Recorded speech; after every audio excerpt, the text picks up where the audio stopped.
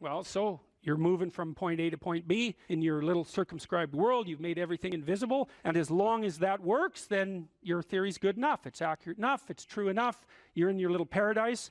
But if something comes up and objects, well, that's where your character is tested fundamentally. That's the character test. It's like, what do you do with messages of error? And that's a tricky issue. Okay, so here's a solution to that. Here's what not to do. I am a bad person. I got to see myself. I'm a bad person. I might as well just go jump off the bridge. It's like, no, that's not good, because what that means is that every time you try to learn something, you're going to make a mistake, because what do you know? So you're going to make mistakes. And if the rule is every time you make a mistake, you're going to go jump off the bridge, then that's not a useful problem-solving strategy. And so when you make a mistake, you don't get to beat yourself to death with a club.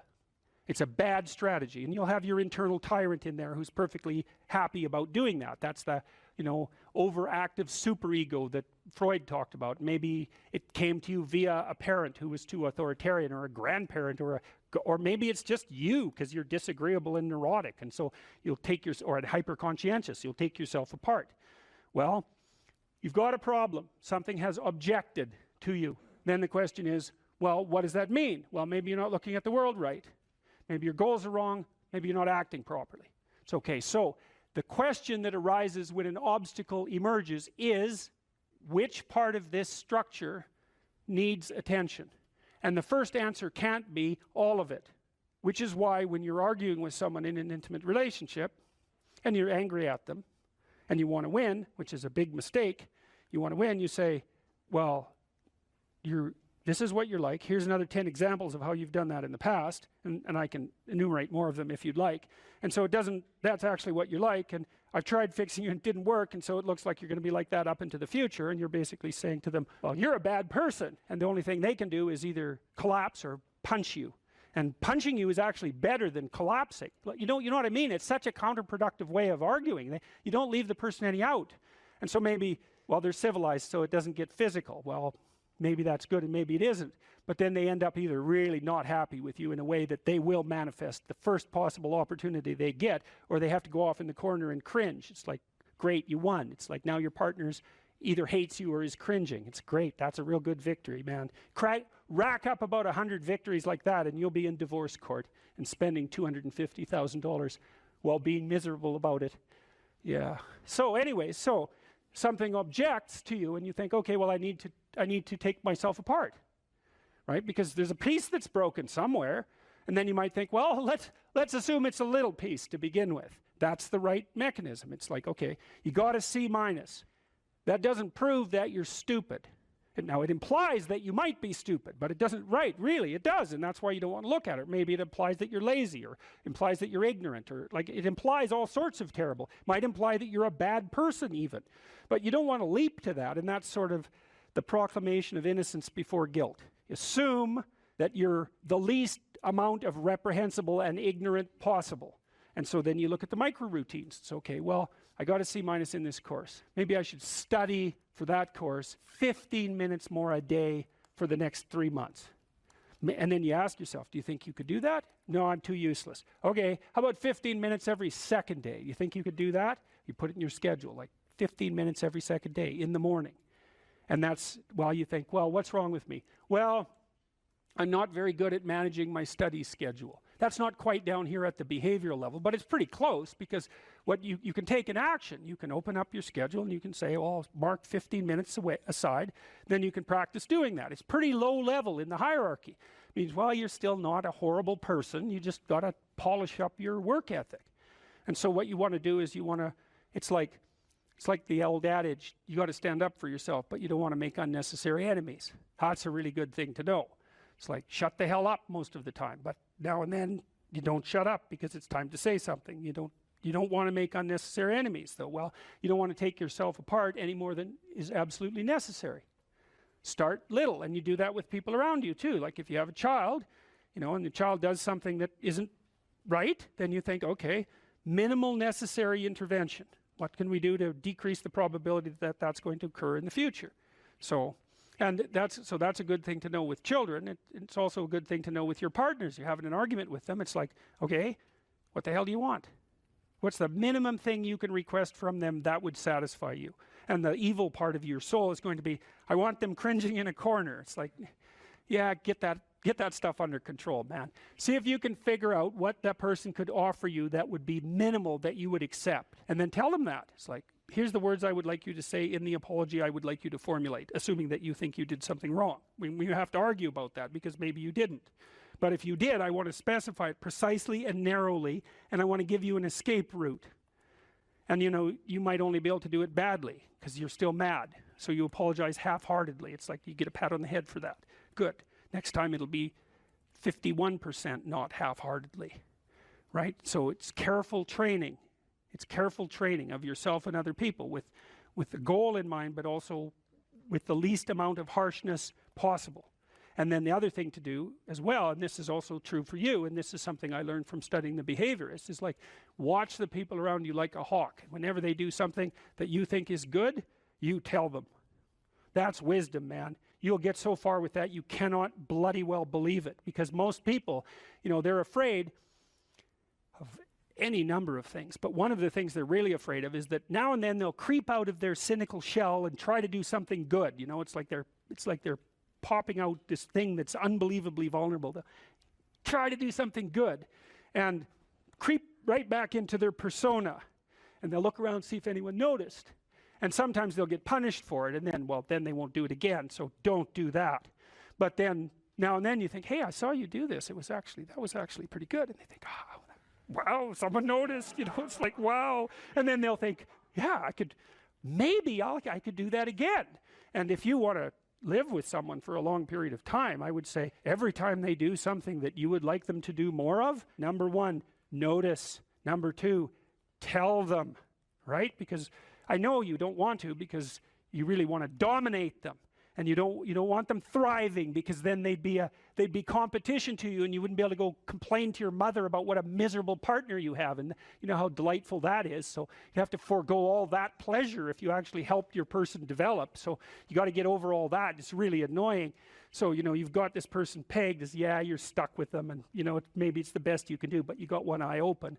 And then every time they do something good, you don't want to notice, because if that elevated them a little bit, you wouldn't be able to feel so resentful and miserable and keep your eye open for the next possible affair. And that is what people are like. That is what people are like, and that's what you're like too. That's what people are like. So you got to decide if that's what you want, or you want to help the person that you're with grow, you know. Now, it's dangerous because they might outshine you. Well, good. Then you have someone to compare yourself to. That'd be a good deal. It's really rough with kids, you know, because parents will stop their children from succeeding beyond them. They get jealous. And then they'll put them down. And then they have kids that do not like them. And they'll pay for it.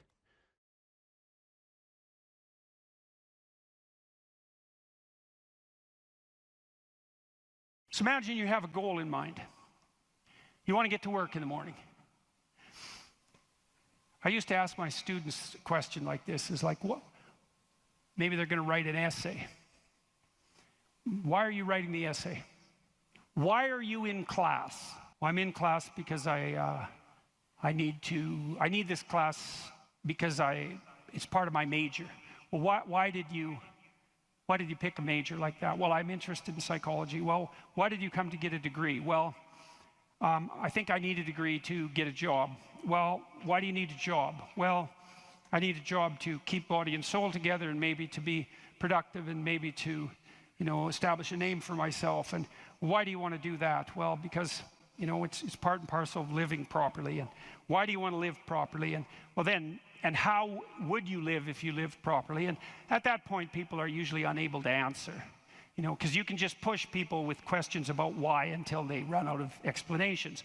But the point is that you're always doing whatever you're doing because what you're doing is nested in a sequence of goal-directed actions. And those can be more or less sophisticated. If you're not very sophisticated at all, the nesting might be like 2 structures deep. You know, maybe you're, I don't know, you're bored and you want to go get drunk, you know, and why? Well, because you don't want to be bored, and if someone pushes you a little farther than that, you hit them, and you know you don't want to delve into it. But if you're sophisticated, you have a pretty good hierarchy of answers. So you might say, well, why do you want to be a productive and generous citizen? And like I said, people usually bottom out there, but you could say, well, that's part of reciprocal altruism, and if I'm productive and generous, then that'll encourage other people to be productive and generous, and if we're all productive and generous together, then there'll be more for everyone, and we'll all get along better, and we'll get along for a longer period of time, and that'll make us all more stable, and that'll make our societies better. And then you might say, well, why is that relevant? You might say, well, because the alternative to that is something like a descent into something approximating hell, and so that's part of a reflection of the divine order and the eternal battle between good and evil. And then you could push it farther than that, and you could say, well, are you going to be on the side of the redemptive hero, or are you going to be on the side of the eternal adversary? Like, you can keep digging down farther and farther, and the farther down you dig, the more you get down into what you might describe as the implicit religious substrate. And it's very much useful to know that and to make as much of that conscious as possible. So now imagine that you've come to this talk tonight because you've decided to aim up. And maybe you haven't formulated that precisely explicitly, but something is driving you in this direction. And then you come to the talk and you find out that I'm talking about something that isn't what you expected, and it doesn't seem to be moving you along on your pathway forward to that end. And what's going to happen is you're going to be disappointed. And you might be anxious too. You're going to be disappointed because disappointment signals that you're experiencing something that's not relevant to the goal that you are attempting to pursue, and that might in fact be interfering with it. That's what negative emotion does. And maybe if you're disappointed in what I say, that also makes you anxious because you assumed that you would come here and I would say something relevant, because you assumed that you knew who I was, and then it turned out that I didn't, and then you don't know who I am, and then you don't know what you're doing here, and then you get anxious. And the reason you get anxious is because that's what anxiety is for. It tells you when the pathway to your goal has been disrupted, so multiple pathways have now emerged. So imagine you're driving your car to work and it quits. And what happens is you get anxious. And the reason you get anxious is because, well, you were beetling along quite nicely in your world, and everything was reduced to like a unidimensional simplicity. You weren't in a car as an object, you were in a thing that took you to where you wanted to go, and it was just doing what it was supposed to be doing, tracking you along the pathway to your goal. And then it fails and you're off on the side of the road, and you get anxious because how the hell are you going to get to work? And what if you don't get to work? And is your boss not going to be very happy with you? And maybe this is the third mistake you've made this week. And what if you get fired? And weren't you an idiot for buying this car? Maybe you shouldn't have a car at all. Maybe you should have walked to work. And maybe you should take a bicycle, because after all, that would save the planet. And and maybe now you have to take your car to a mechanic, but the last time you went to the mechanic, you got ripped off because you're too stupid about vehicles to manage one, and you're kind of stupid about technology in general. And aren't you stupid? And maybe you're too stupid, and isn't your wife going to? That's anxiety, right? And that's the emergence of a multiplicity of pathways, right? And so what anxiety signifies is the degeneration of an attentional hierarchy into multiplicity. And the reason you get anxious and it feels bad is because now your body can't compute how much energy you have to put out in order to get to your goal. And so you can't organize the world. You're apt to use more resources than you'll replenish. And if you continue to do that, then you'll die. And so anxiety is a signal that complexity has reemerged, chaos. That's the eternal dragon of chaos. Chaos has reemerged because your narrative has collapsed. And so that's negative emotion. That's what negative emotion signifies, is that it's the collapse of an organizing narrative.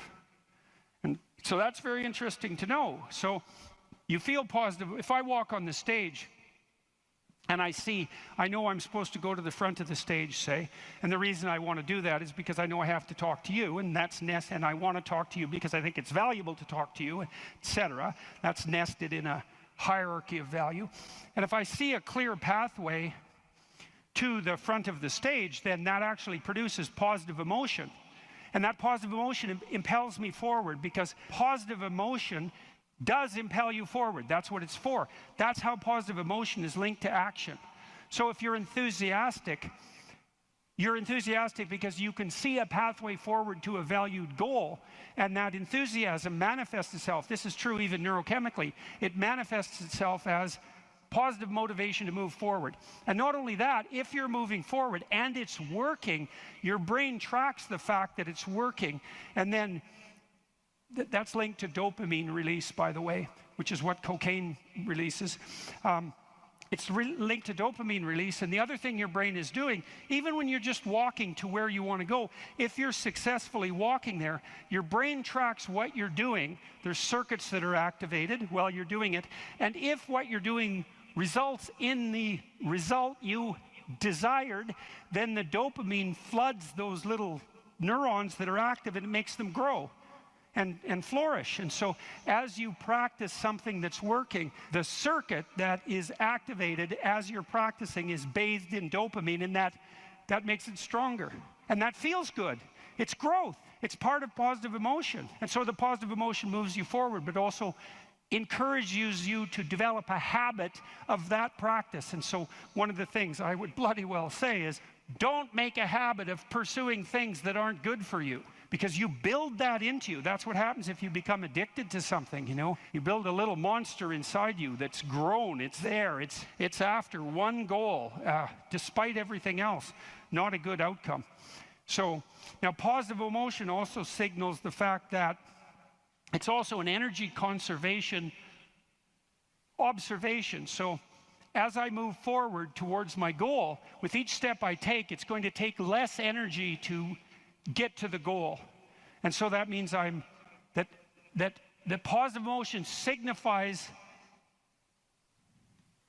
what would you say? It signifies the increasing efficiency of your action as you move towards a goal. So negative emotion signifies the fact that things have got too complex for you to manage, and positive emotion signifies that you're approaching your goal and becoming, and that there's less demand on energy output with every step forward. And so that's emotion. And that's pretty much worth knowing. And then what happens when you're watching a movie is you infer the goal of the protagonist, or the villain for that matter. You infer the goal of the character that's being portrayed on the screen. You adopt that goal as your own. Then you play out the emotions in your own body, which mimics the structure what would you call the character that's being portrayed on the screen, and you live that all out inside you. And that's also how you understand other people, right? You don't listen to someone and then figure out what they're saying and then infer what they're thinking. That isn't how it works. What you do is you listen to someone till you figure out what they're up to. As soon as you figure out what they're up to, you can adopt that frame of reference. As soon as you adopt that frame of reference, you have the same emotions. And that's what makes you united. And so that's so interesting. And so then you think, look, there's 5,000 people in here. If there were 5,000 chimpanzees, you guys would be tearing each other into shreds, because no one would be able to know what anyone else was up to. But because all of you are here paying attention to the same thing in the same way, you have virtually identical emotional states, and that means instantly your behavior is rendered predictable to one another. And there's no difference between that and peace. They're the same thing.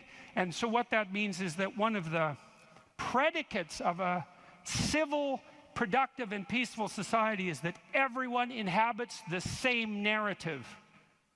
And you might say, well, we don't need the same narrative. It's like, yes, we do, because if we inhabit a different narrative, then we're running emotionally in different directions, and we will not understand each other, and we will run into conflict, and that conflict can become deadly at the drop of a hat. And so it's a precondition for a civil society that everyone is united in the same narrative. And then that begs the question, right? What is the narrative insofar as we're unified? And another question, which is, what should the narrative be? Right? Now, the postmodernists figured out that we looked at the world through a story, but they said their mantra is they became skeptical of meta-narratives, which are uniting narratives. And that's all well and good to be skeptical about meta-narratives, but you run into the problem of internal disunion. Because if you don't have a uniting narrative, then you're divided against yourself, and you run into the problem of social disunity, because if we're not looking at the same thing for the same reason, then we can't get along. And those are big problems. Now, the way the postmodernists glided over that immense cataclysmic problem was to offer the proposition that the narrative that unites us is just one of power and oppression, right? And that the fundamental motivation that guides, first of all, even your internal organization, your own internal tyranny, you know, you're oppressing your id or your natural self. And then if you establish a relationship with someone like a marriage, well, that's just a manifestation of patriarchal oppression. And if you organize a business relationship, it's a relationship of mutual exploitation, and so far and so on, all the way up the political hierarchy, all the way back into the past. A more dismal view of human existence couldn't possibly be formulated. And I always think about it as a kind of implicit confession. It's like, so you think the world's all run by power, do you? Okay, I know what game you're playing and attempting to justify, and it's completely bloody preposterous, because first of all, if you tyrannize yourself, you're going to be one miserable creature. Plus, you're going to rebel constantly, as you already know. I'm sure all of you have tried at one time or another in your life to force yourself to do something with a whip, so to speak, and what you instantly find is that you're so condemned to be free that you'll even resist your own tyranny, right? Try telling yourself to do something and see if you do it. I'm going to go to the gym. That's New Year's. I'm going to the gym 3 times a week, 2 hours a day. It's like, no, you're not. You're going to last like 3 days. And then you're going to find an excuse. The rebellious part of you is going to find an excuse, then you're not going to do it. And it's a bloody mystery, isn't it? Because you'd think you could tell yourself what to do. Because otherwise, who are you, you know? You're the part that told yourself what to do, but you don't listen, so what the hell's that part? That's you, that's for sure. So you can't even tyrannize yourself with any efficiency. And then if you're married, men, you're married, try tyrannizing your wife and see how well that works. And like, it might work for 10 minutes, but she's not as big as you, but she's a lot sneakier. And you have to wake up with her tomorrow morning. And so even if you do win the fight, which you won't, she's going to bloody well take it out on you the next day, and no wonder.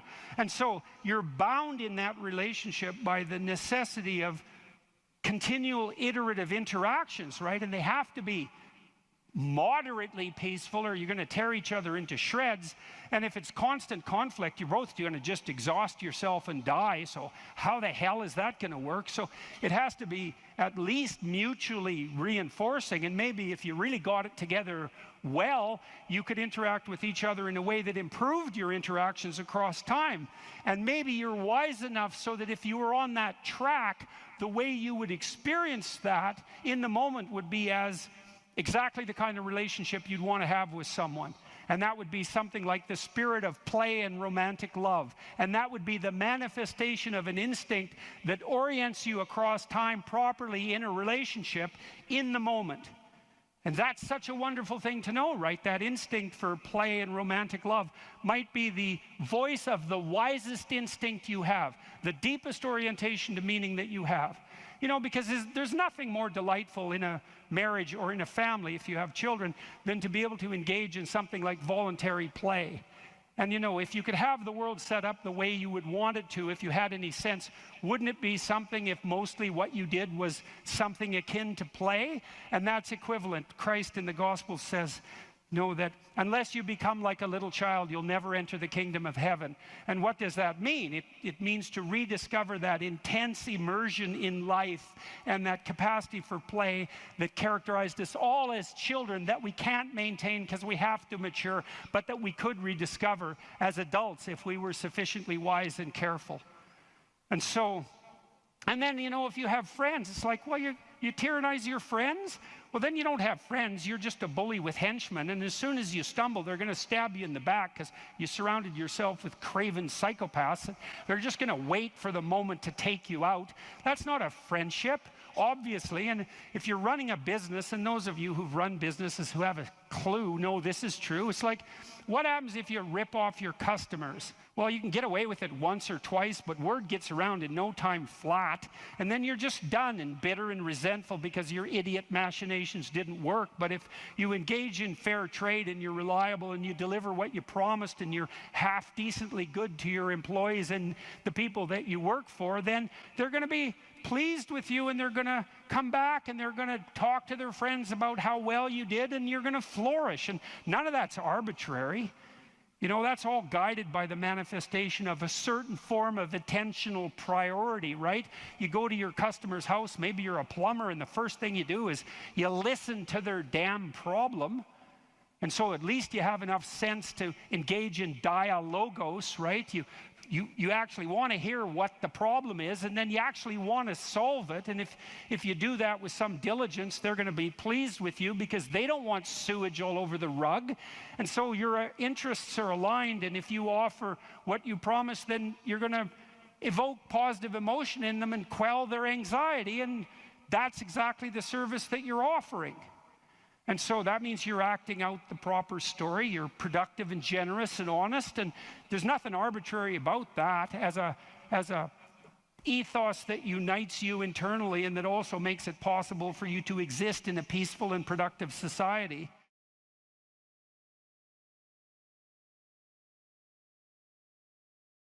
What steps should someone take to start developing delayed gratification when they constantly give in to instant gratification? Well, okay, imagine, I know the answer to this to some real degree because I had graduate students in particular who I picked because they were very smart and often very creative, but sometimes they weren't very conscientious. So they had a hard time delaying gratification. And so, well, I would say, if you would like to discipline yourself, which is a very good idea, you need to pick a direction. Pick a direction you want to go first. Pick a goal you would like to attain. And a medium to long-term goal. You might imagine something you need and want, some attainment that would motivate, whose pursuit would motivate you. And you can ask yourself that. It's a good question to ask yourself in general, you know. This is a very good question to ask yourself is, if you could have what you needed and wanted, what would that be? And that's a meditative question. You don't want to force an answer out of yourself. You want to ask yourself that like you would ask someone else. If I could have what I wanted, what would that look like? And you can ask yourself that in a more differentiated way. If I could have the relationship that I needed and wanted, if I could have the friendships, if I could have the job or career, if I could have the educational pathway, if I could adopt civic responsibility in an optimized manner, if I could engage in some creative enterprise, if I took care of myself properly, if I regulated my susceptibility to temptations, what would that look like if it was optimized? And then that sets you up a goal that has some motivational force. This is worth doing. And then you might find, well, you don't do it anyways. And then I would say, well, that's because you're biting off more than you can chew. The next goal is to take your goal and to fragment it into micro goals until you find a micro goal that's small enough that it still presents some challenge that you will do. And so I've become, one of the things I'm known for, I suppose, is my advice to people to clean up their rooms. And the people who think I'm their enemy laugh about that rule because of its simplicity, let's say. But the only reason they think it's simple is because they've never tried it. It's actually extremely difficult. And it was very frequently the case that, well, it's very difficult to put your room, your office, your bedroom in order. I mean, you think about your bedroom, hypothetically, let's say you're married, you share that room with someone else. Is your bedroom in order? Really? And I don't just mean, you know, is it neat? Maybe it's too neat. Maybe it's too orderly. Maybe it's too sterile. Maybe it's too bare. Maybe that characterizes your whole bloody relationship. Maybe, really, and maybe that is genuinely reflected in the state of your room, because it's very probable that that room is a microcosm of your marriage. It's highly probable. And so what that would mean is to organize that room would require the organization of your marital life, not least because if you want to put that room in order, you're going to have to negotiate with your wife about how that's going to be done. And while you're making that negotiation, even in relationship to the micro details, you're going to encounter almost everything that's wrong with your relationship. And so, you know, you might ask yourself when you walk into your bedroom, I hate this bedroom. It's like, you should really think that through. And then you need to think through what you would need to do so that you love that room, or even more complexly, so that you both loved it. Because that's a tough thing to attain, boy. Because you're going to have differences in taste, you're going to have differences in orderliness. There's all sorts of things that you're going to have to negotiate in order to make that room you both inhabit jointly desirable. Anyways, you set yourself a goal, ask yourself what goal you want to set, and then break the goal down into steps that are small enough so that even someone as pathetic as you could manage them. And that requires a tremendous humility. I know it was frequently the case, for example, with my clients, that I would do an analysis of their situation in life, and let's say, just for the sake of argument, that someone was 30, living at home, in the bedroom they grew up in high school, in a complete bloody state of disorder, both moral and practical. And one of the relatively simple steps that we might agree upon with regards to moving forward is the person might think, well, you know, I'm 30, I'm really immature, I haven't taken any responsibility for my life, my mother still makes my bed and cleans up after me. It's like, well, why don't you just start with that? You know, because you're not going to just fix your life. Why don't you just try to clean up your room like you're a mature 14-year-old instead of a dreadfully dismal 30-year-old.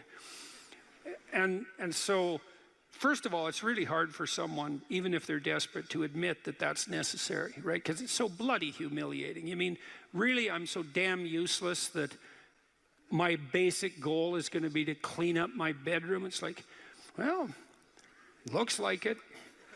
And actually, it's worse than that, because then you ask the person, you negotiate with the person, they say, well, I'll try to clean up my room. Then they come back the next week and they say, I had one client, this was so funny, he's going to vacuum his rug. That was his goal for the week.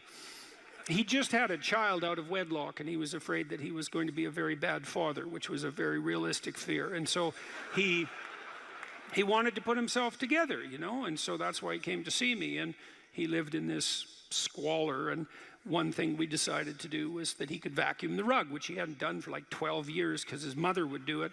And so it was so funny, it's so unbelievably comical.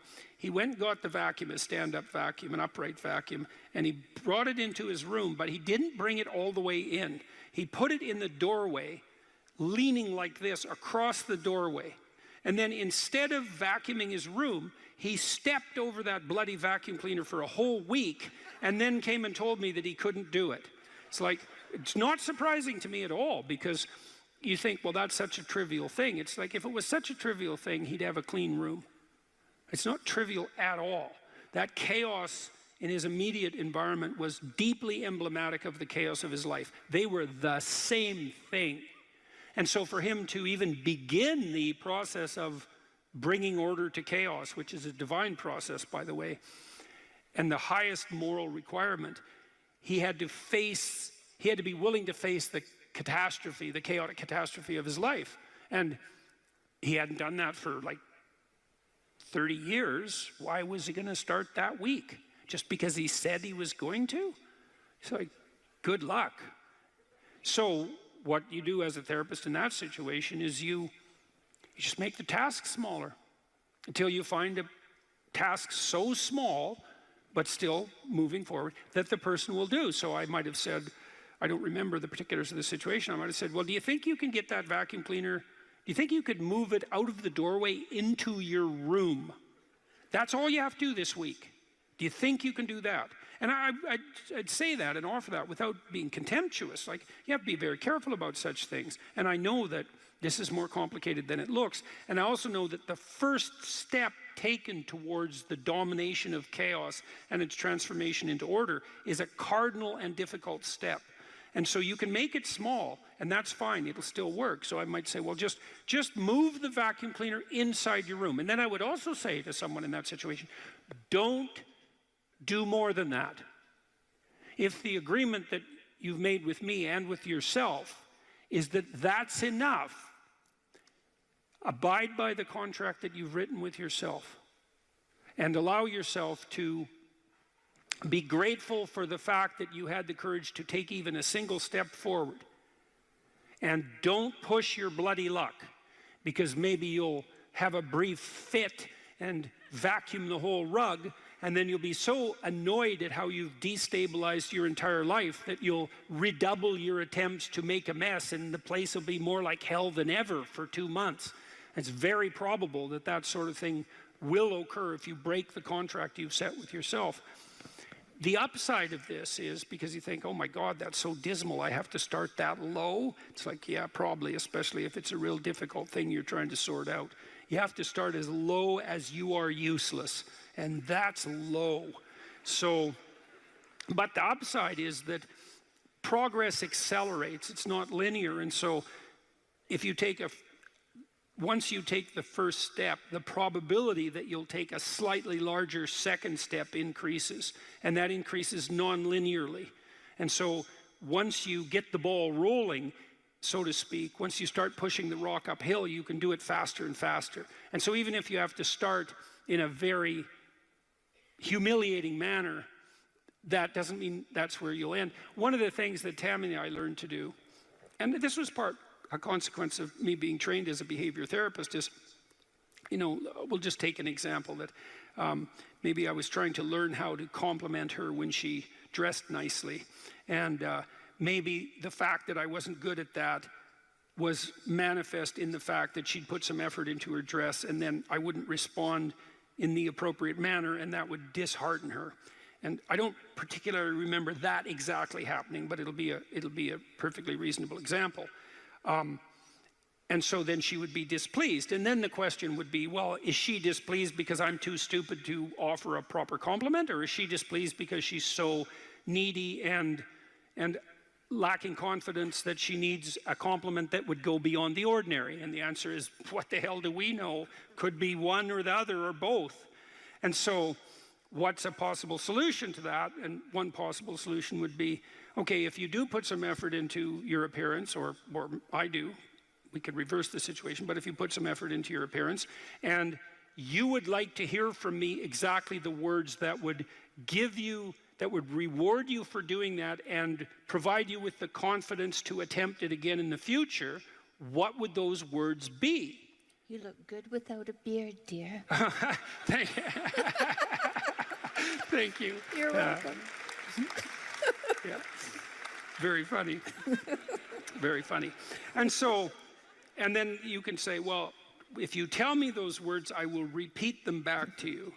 And then the person who needs the words might object, well, that's false, it's superficial, it's artificial, it's not spontaneous.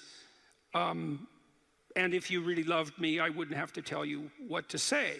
It's like, well, all of that's wrong. It's like, just because I love you doesn't mean I'm not stupid. And so, in fact, I love you might even be evidence that I am, in fact, stupid. So like, help me out here. I don't know what you want, and maybe you could just tell me, and then I'll tell you what you want, and I'll do it stupidly and badly. But I'll be slightly better at it the next time, and maybe if you let me practice 50 times stupidly and badly, I'll get reasonably good at it, and then that's something that we'll be both good at for the rest of our lives. And that's something worth knowing. You know, if you imagine you're upset with your partner because they haven't delivered something to you, whatever it is that you want, and then there's two questions that arises, right? Are you just like immature and greedy and self-centered, or are they useless and incapable of delivering? And neither of you know, and you have to sort that out. And then you also, as the injured party, let's say, might regard it as a moral necessity on your part to indicate to your partner exactly what you want, is to tell them. Like, it looks to me like if you did this or said this, then that would satisfy me. And then you might say, well, is that reasonable? Do you feel that it would be reasonable for you to offer that? Would you be willing to offer that? Am I pushing you too far? Those are all things that have to be sorted out. And then you can practice that, and you can practice that with the resolution of every dispute that emerges. If you're willing to take to yourself the responsibility of communicating to your partner your conditions for satisfaction. It means you have to admit them to yourself too, which is also very difficult.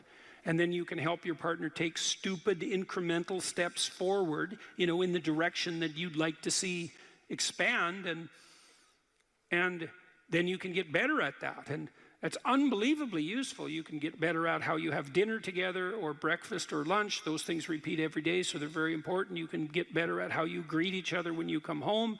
You can get better at the routine that you fall into, let's say, when you go to bed at night or when you wake up in the morning. All these things that repeat, you know, because that's your life, the things that repeat.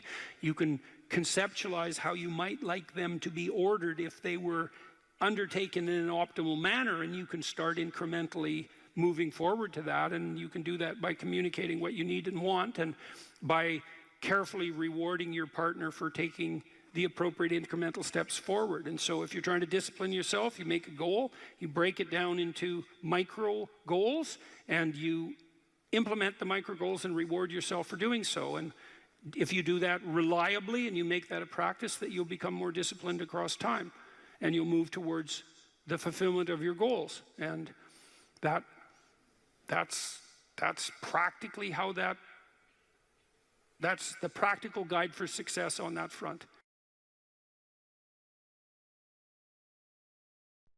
There's always people out there who are doing far better than you on pretty much anything you want to imagine. And if all you're doing is seeing yourself in their reflected light, let's say, then it's going to be pretty damn dismal. But it's not a good comparison because, well, first of all, there's danger in just comparing yourself to others, period, because they're not you. And God only knows what struggles they had to undertake to get to where they were, or what burdens they're currently carrying that you're not aware of. But you can certainly contrast yourself with yourself. And that's a lot better. It is the only way. Well, it's also the only way of really measuring anything approximating proper improvement. You can actually tell when you're a little better than you were yesterday. Right. And you can actually do that. That's another thing that's so interesting about it, is that you can actually make yourself a little better in some way, pretty much, well, I don't know if it's at every moment, but you can certainly do it every day. You're quite different from other people, and you shouldn't be comparing yourself to them because they're not like you. You know, they don't have your family. They don't have your temperament. They don't have your troubles. They don't have your abilities. The only person that has those is you. Compare yourself to who you were yesterday and not to who someone else is today. And see, that's a game you can win.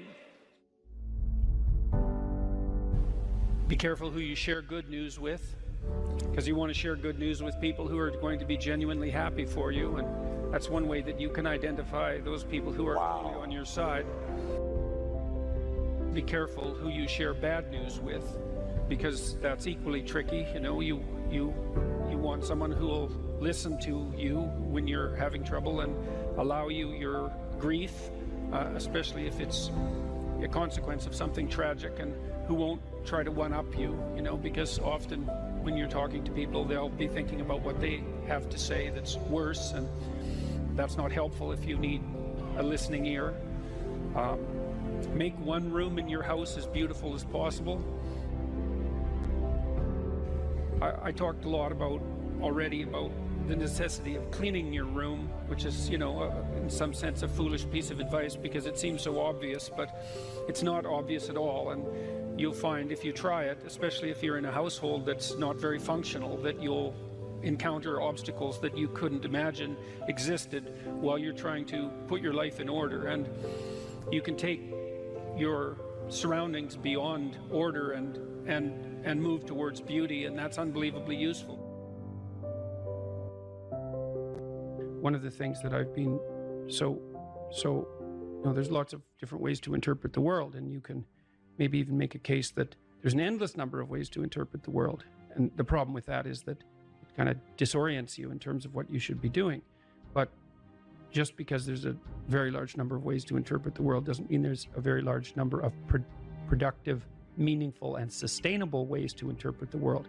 And one of the things you do have to do is figure out how you can conduct yourself today so that you don't upset the apple cart in a week or a month or a year.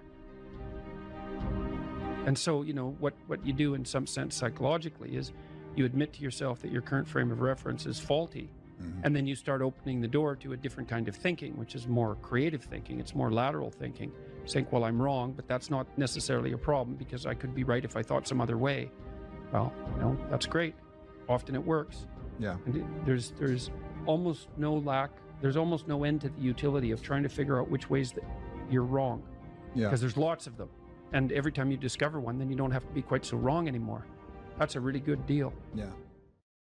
It's from the uphill climb that we derive our value, and I mean this technically. So almost all the positive emotion we feel, especially the emotion that fills us with enthusiasm, and that's experienced in relationship to a goal.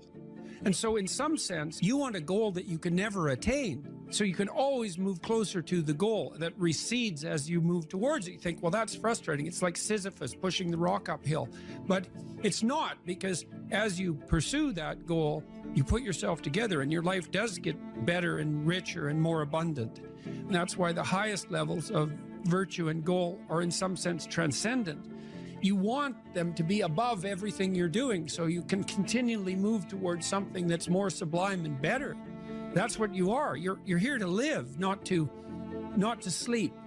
And the problem with the vision of Mai Tais on the beach is that, well, first of all, that's a vision of drug-induced unconsciousness. Second, it's only going to work for about a week. Third, you're going to be a laughingstock in a month and depressed and aimless and goalless. You want a horizon of ever expanding possibility. And so it does happen to people because they've staked their soul on the attainment of an instrumental goal. And it can be a pretty high order goal, but then you think, now I'm there, now what? Well, the answer can't be, well, I'm going to live in the lap of luxury and never have to leave the face. What do you want to be, a giant infant with a gold bottle? You never have to do anything but lay in your back and suck. It's like, you see the problem with that as a conceptualization. It's no, you want to be like an active warrior moving uphill with your sword in hand. And that's dynamic, that's exciting. Lay a disciplinary structure on yourself. Get the chaos in check. And then you can move towards a state that's freer. It's discipline first. Like, look, if you're going to become a concert pianist, there's going to be several thousand hours of extraordinarily disciplined practice. That's the imposition of order on your potential, let's say. But what comes out of that is a much grander freedom. And so in virtually every freedom that you have in life that's true freedom is purchased at the price of discipline. That it's not some casual self-help doctrine. It's that if you don't organize yourself properly, you'll pay for it, and in a big way, and so will the people around you. And I would say, start where you can start. If something announces itself to you as in need of repair, that you could repair, then, hey, fix it. You fix 100 things like that, your life will be a lot different.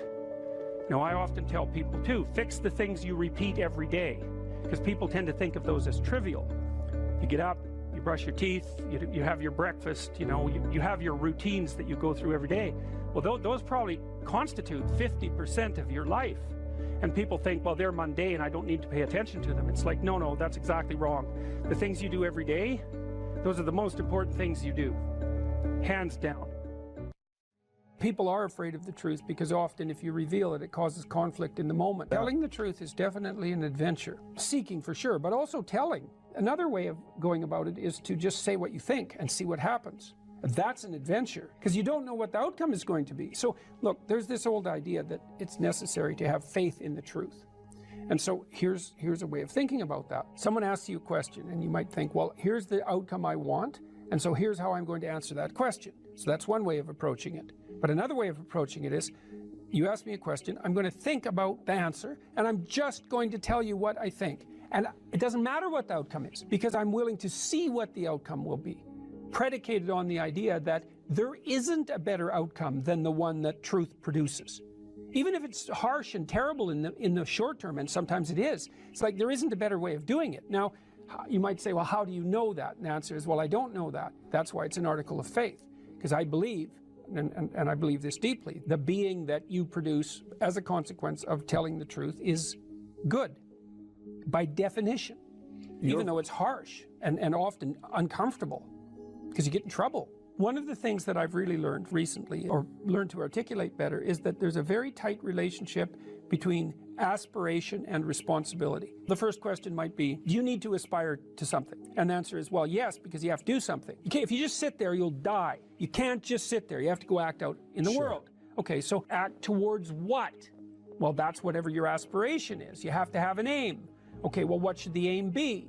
Well, it should be something worth doing, let's say. Why do something that you don't feel is worth doing? What do you think's worth doing? Well, if you watch other people and you judge when they're doing something worthwhile, you usually judge them positively if you see that they're taking responsibility, at least for themselves. What, do you want to be completely useless so other people have to take care of you? That's pretty pathetic. And maybe you could get your act together so you're taking care of yourself and your family.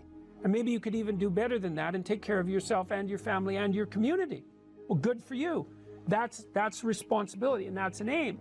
Well, here's one of the things that's cool about that, is that your life doesn't have meaning without aspiration or an aim. Okay, so you need a hierarchy of values. There's got to be something at the top. It's got to be something important. If you don't have that, your life doesn't have any meaning.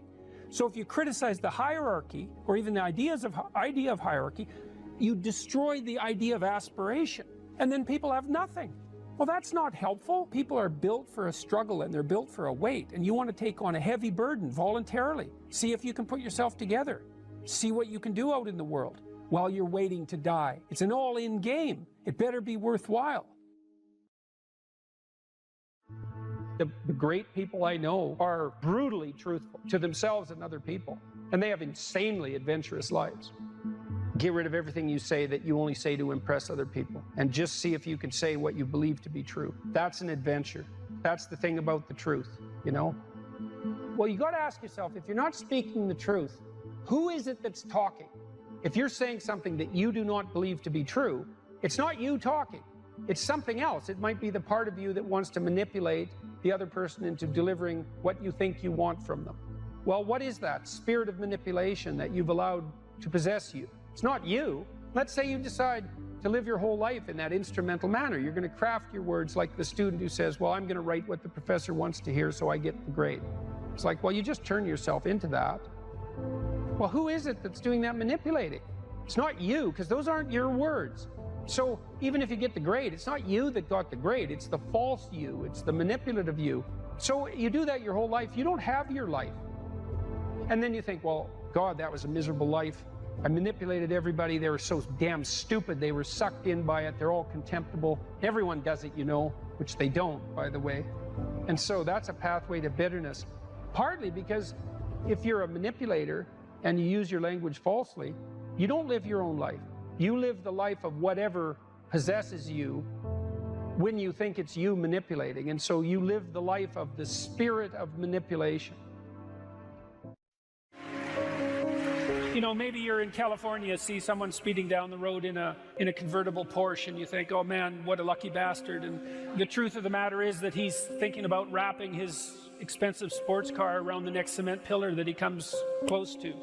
You know, you can't tell. And people have hard lives, and even people who are comparatively fortunate have hard lives. And the ideal that you're observing that makes you jealous and resentful is in large part an illusion that's created by your own mind. You have to be careful of what you're jealous of, because you don't really know what it is. And then the other thing that's kind of useful is to understand you're quite different from other people, and you shouldn't be comparing yourself to them because they're not like you. They don't have your family. They don't have your temperament. They don't have your troubles. They don't have your abilities. The only person that has those is you.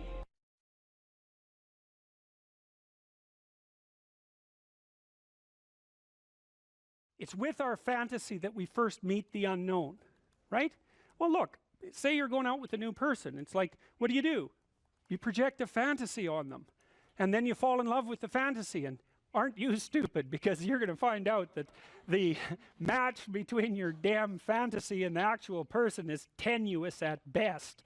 And so Jung would call that a projection of either the anima or the animus. You know, the anima is what a man projects onto a woman he finds desirable. It's like, oh, she's the perfect woman. It's like, well, how do you know that? You've like seen her for 4 seconds, you know, but it grips you. And the same thing happens in the opposite direction. And it's an action of instinct, you know. It's like you fall in love with the image. But interestingly enough, what you do in a relationship that works is that you actually, I think that what you see, it's a rough approximation, when you project the ideal and fall in love with it, you see what could be.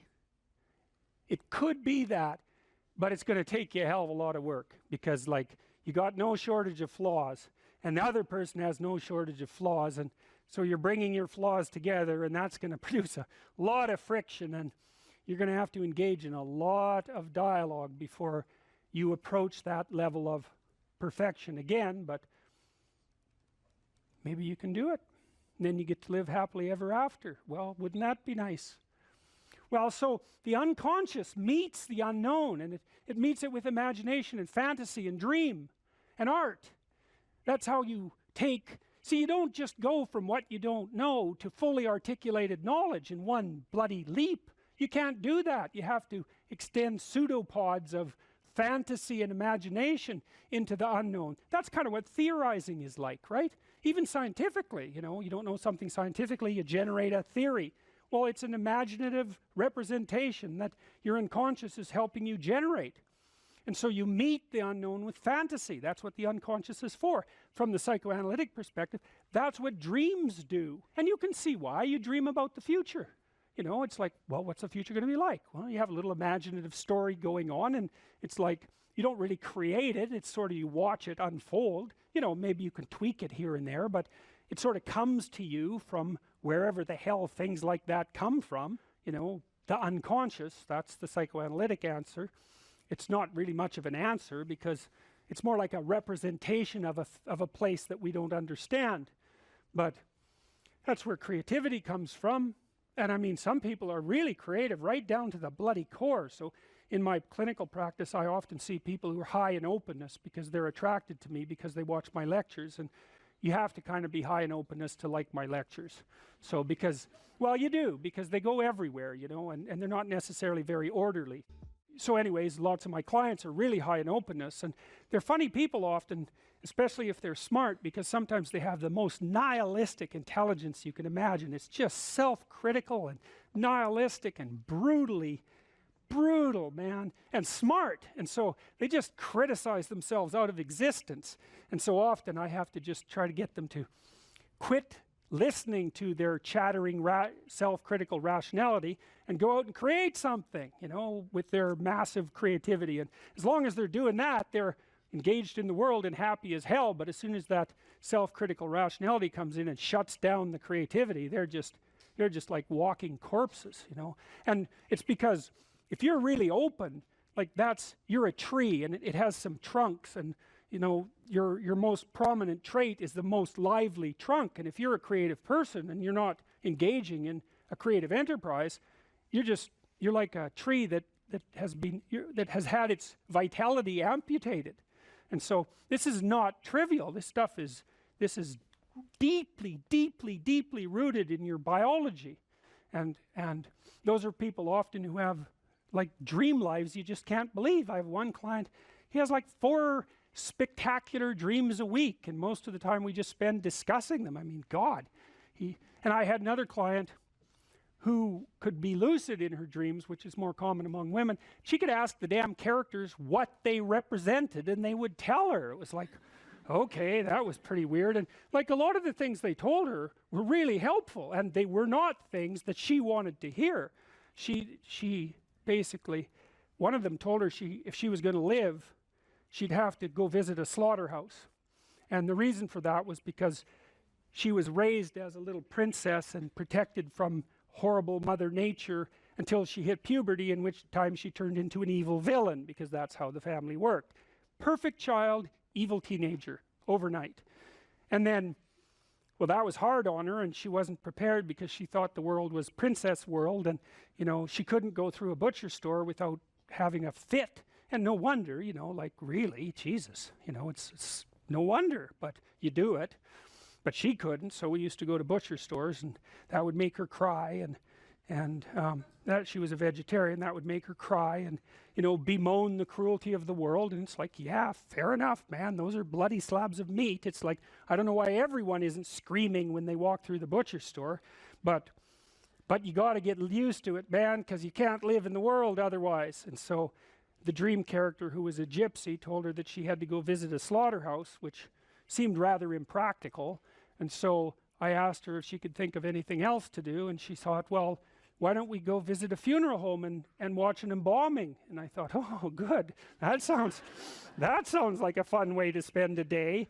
And so I phoned up a funeral parlor, and I said I had a client who was terrified of death. Yeah, and I was a therapist who was also a little shaky on the concept myself. And so they had no problem with that. They deal with death all the time, which is really something to think about, right? A human being can actually have an occupation where they do nothing but deal with death, and they don't go stark raving mad. It's like, what the hell's up with that? It's like working in a palliative care ward where your clients that you know have a relationship, all they're going to do is die this week, next week, the week after. People do that. It's like, those people are tough, man. They're tough. So anyways, we went and watched this embalming, which was, I have a rather high level of disgust sensitivity, so it was a little on the rough side for me. But she sat there, and first while she was not, we were outside this little room, she was not looking at that, man, no way. Then she'd kind of go like this, and, you know, that was pretty good. And then she'd go like this, and then she'd go like this, and then she watched it. And then she asked if she could go in, and she put on a glove and she touched the body, and she didn't have a fit, she didn't have a panic attack. And so she walked away from there learning that there was a hell of a lot more to her than she thought there was, and that she could see things that she didn't think she could see and live. And after that, she sort of had a touchstone. It's like, well, I'm kind of afraid of this. Well, is it as bad as going to see the embalming? No, it's not that bad. Well, I guess I can do it. It's like an initiation, right? She had an initiation. And so did I, you know, and I learned a lot from doing that. I learned that one of the things you need to do if you're going to be a human being is to prepare yourself to be useful in the face of death. And so when you have a parent that dies, which, you know, shatters people's ideas, often they can't even think about it. If you can't even think about that, man, you've got some thinking to do, because you need to be able to at least think about that, because otherwise you're just going to be a wasteland when it happens. And you never know, you could even have a higher ambition. Maybe you could even be useful when it happens, instead of being part of the heap of destroyed people who also have to be taken care of. You know, and that's brutal. You have to be brutal to be useful in the aftermath of your parents' death. You know, you don't get to crumble and fall apart, and no, you have every reason to. So you got to be kind of some tough monster to manage that. But do you want to be useful in the face of tragedy, or do you want to be pathetic? I saw, hypothetically, an increased war on male play and interest preferences that made itself manifest, I would say, with the hyperfeminization of the school system. And then as well, there was the communicated insistence that male ambition was toxic, that competitive games were bad, and that, you know, to the degree that the patriarchy is a corrupt institution, that any sign of that demand for victory, let's say a competitive victory on the male front, was actually a sign of psychopathology. So I think part of the reason that the boys have been demoralized or are failing to participate is because they've been demoralized, and that's provided them also with an excuse to be irresponsible. Look, Nietzsche said you're best punished for your virtues. So the conclusion is if you're going to be punished for being ambitious and goal-directed, then that's going to be very effective as a punishment, but it also gives you every reason to bow out and to be irresponsible. So I don't know what you think about that in combination with the things that you're seeing on the more specifically technological front. Yeah. Well, so the boy's story is different from the girl's story, and it's a story of checking out of the real world. And I draw from this in part on Richard Reeves, whose wonderful book of Boys and Men. He points out that, boys and men used to dominate the economy and society in many ways. But beginning in the 70s, we get the transition away from physical work and longshoremen and strength and to a service economy.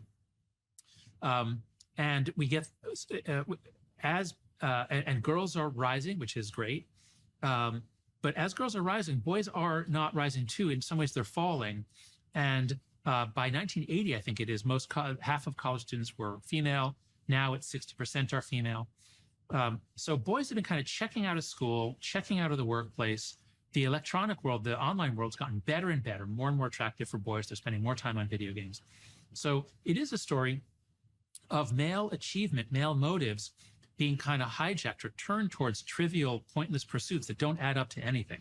And so I would agree with you about the discouragement of male ego, ambition, desire to be great, the subversion of that into just wanting to do, higher up on a video game leaderboard, I suppose. But, I'd love to ask you, because I only really began turning to the boys' story about 3 or 4 years ago when I began working on the book. You've been talking to young men for a long time now. Mm-hmm. What do you see when you look at the malaise among young men? I mean, part of it is what you just said about, but just what's your diagnosis about what's happening to young men? Is it depression, anxiety? Is it hopelessness? What do you see happening? Well, a huge part of it's fractured demoralization. Like, one of the things I've really noticed, it's quite the stunning and horrifying thing to see. I think the biggest impact what I've said on young men has been my drawing of a relationship between meaning, adventure, and responsibility. It's like, well, and you touch on this in your book, like one of the things you point out. So let me take a bit of a sideways route here. When the big five theorists were laying out the semantic webs associated with negative emotion, neuroticism, McCrae, in particular with the Neo Big Five, noticed that self-consciousness and neuroticism were so tightly associated semantically that they were indistinguishable. So here's the rule. This is the rule. And you allude to this. If you think about yourself, you are going to be anxious and miserable. Those are the same thing. And you know that when you're possessed by a bout of self-consciousness. It's not pleasant. Okay, so then you might say, well, what do you do about that? And one answer would be, well, don't focus on yourself. But you can't not focus on yourself. You have to focus on something else. Okay, so what do you focus on if you're male? Well, you focus on responsible service to the future and others. Well, why? Well, because that gives you what you described as that slow dopamine kick. It's like that's where, and that's not happiness, it's meaning. Those are very different things. Happiness is that like hedonistic kick that can be hijacked by the AI machines. Meaning is less intense but more sustaining. Okay, so where do you find that? And that's simple. You find that in the adoption of maximal responsibility. That's burden, that's challenge, that's play if you do it right. That's also the sacrifice that civilization is founded on. And one of the things that we might note, Jonathan, is that the default man is useless. Right? So, for example, I'm going to get myself in trouble here, but I don't really care. So in the Arab world, broadly speaking, The Arab world produces about as much as Spain. Okay, well, why? Well, it's part of the reason is the men don't work. Now, that's not surprising.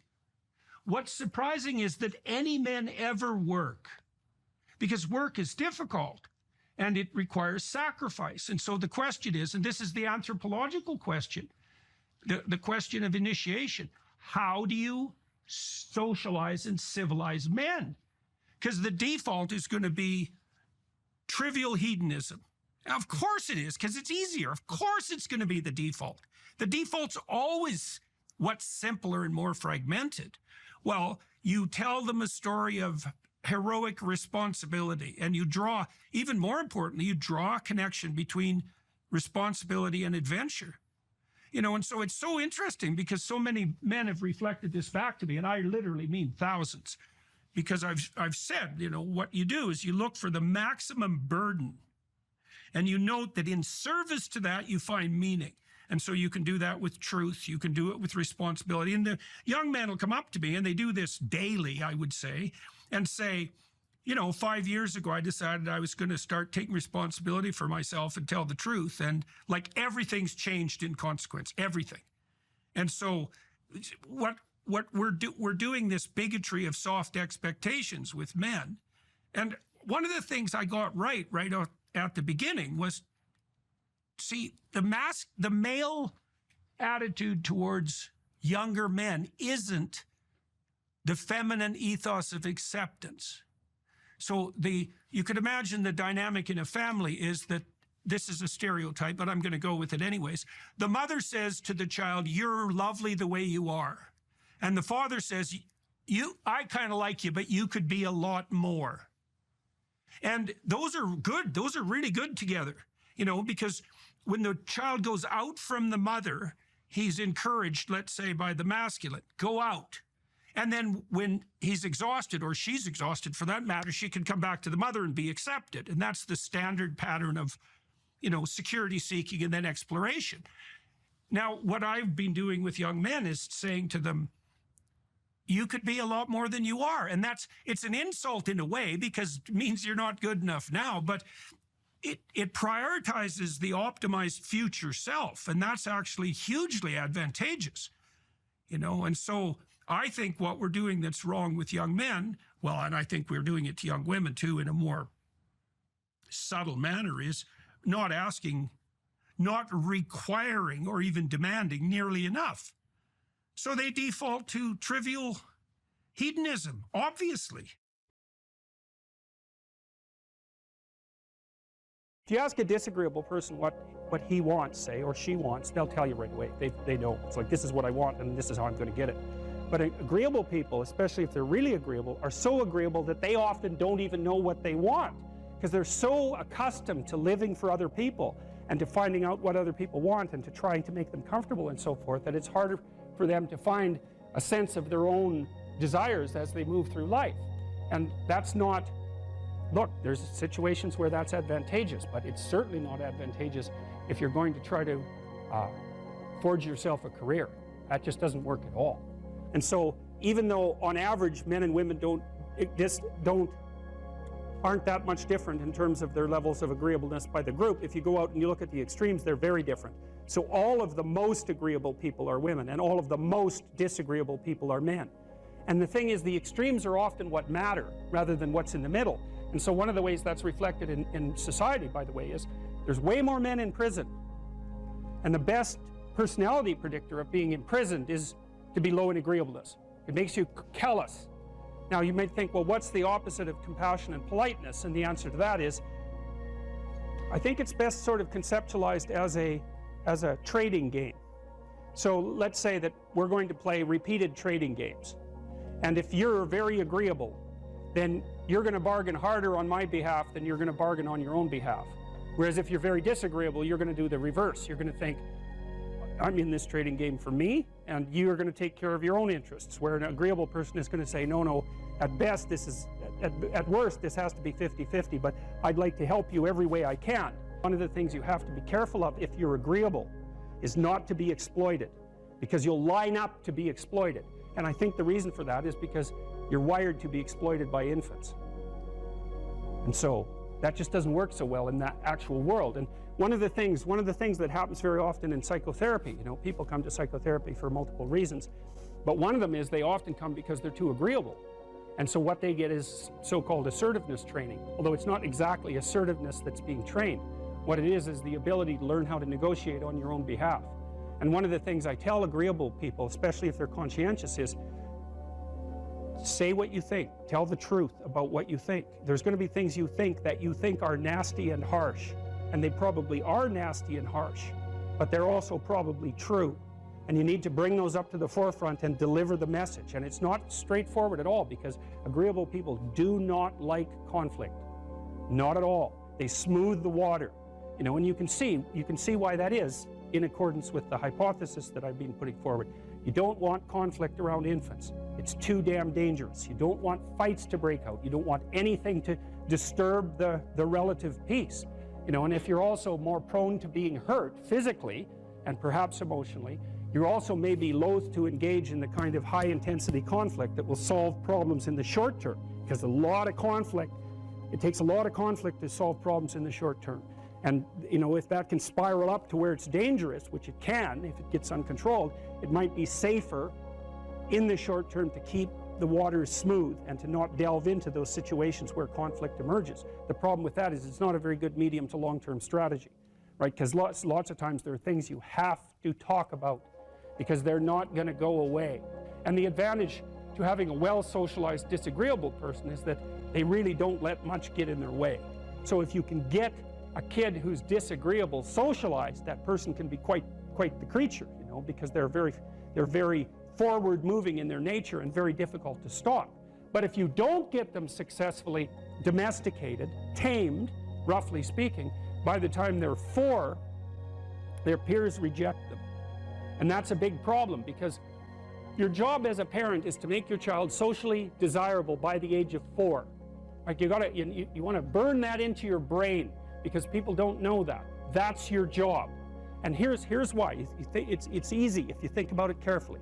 So you imagine you've got a 3-year-old child, so sort of halfway through that initial period of socialization, and you take that child out in public. Okay, what do you want for the child? Who cares about you? What do you want for the child?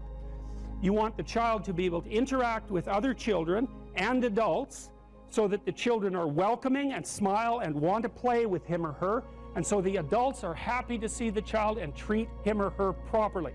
And if your child's a horrible little monster because you're afraid of disciplining them or you don't know how to do that properly, then what they're going to do is they're going to experience nothing but rejection from other children and false smiles from other parents and adults. And so then you're throwing the child out there into a world where every single face that they see is either hostile or lying. And that's not something that's going to be particularly conducive to the mental health or the well-being of your child. If your child can learn a couple simple rules of behavior, like don't interrupt adults when they're talking too much and pay attention and try not to hit the other kids over the head with the truck any more than is absolutely necessary, and share and play properly, then when they meet other kids, the kids are going to try out a few little play routines on them, and that's going to go well, and then they're going to go off and socialize each other for the rest of their lives. Because that's what happens, is that from 4 years old onwards, the primary socialization with children takes place among other children. And so if the kids don't get in on that early, they don't move into that developmental spiral upwards and they're left behind. And you can imagine how terrible that is, because a 4-year-old will not play with another 4-year-old who's 2.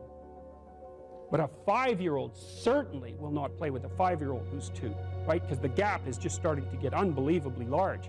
And so the kids start out behind, and then the peers leave them behind, and then those kids are alienated and outside the peer group for the rest of their life. Well, those are the ones that grow up to be long-term antisocial, right? They're already aggressive. It doesn't dip down.